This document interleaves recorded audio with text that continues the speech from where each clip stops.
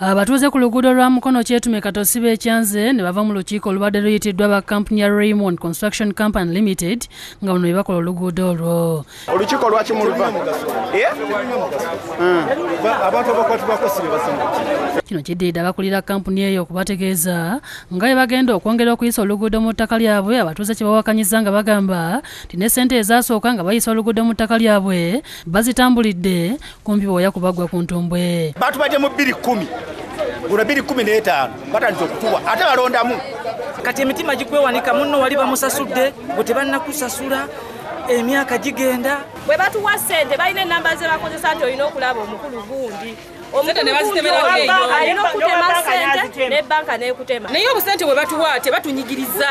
Twagala abasabe abatupima abalina lipooti zaffe bajje batubuulire lwaki lipooti zaffe teziri effective. Ekibi bwe kutubalirira ne wayita emyaka 4 kati banna batusasula ssente zigwa akatale. Kigambibwa nti abakampuni eno okwagala okugaziya oluguudo nga baluyisa mu ttaka ly'abatuuze kivudde ku baleerwe okubagana okuddamu okukota ettaka lya leerwe nga bakola oluguudo luno nga nabo bagamba nti eggaali y'omukka erikozesa eyinza okufuna obuzibu. Bwe batyo basabye ab'ekitongole ky'ebyenguudo ekya Uganda National Roads Authority mu bufunze UNRA okubasinkana kubanga bo aba RCC bye boogera tebabitegeera nga tebayinza kuteesa nabo. Twagala aba UNRA bajje ku byalo batunnyonnyole ne seveka yatukolako embalirira eri kati katulinda abasasula ebibuuzo ebisinga bye tujja okubuuza kubanga be bamanyi ekigenda mu maaso. Mu mayumba agagenda okumenyebwa mu nteekateeka y'okwongera okugaziya oluguudo mwe muli n'ey'omukadde Nnaalongo Sekondo emyaka 85 ng'ono ategeezezza nti abanjiza ssente ze n'atuuka n'okukoowa. Basooka bajja babala era nalina akayumba kange akatono nako ne bakatwala kati tebannampa olw'ataano ndagabudazi ekyapa kyange bakitwala. Abatuuze basabye gavumenti okubalirira era ne balayira nti tebagenda kukkiriza kumala gasenda amayumba gaabwe ku mulundi guno.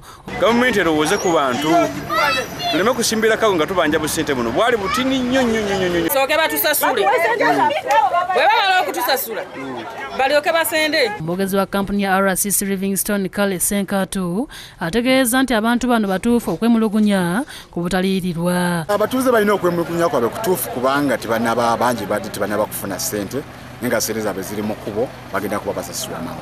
Akulira omuluka gw'e Namuyenje mu ggombolola y'e Nakisunga ategeeza nti bino ebikolebwa bigenda kuleka abantu nga tebalina mirimu kubanga agamu ku mayumba agolekedde okumenyebwa ga bbeeyi. Amayumba gonna gagenda obusente bwe baatuwa butini nnyo. David Musi yakusakidde eggulu eno ku Lwabukedde TV.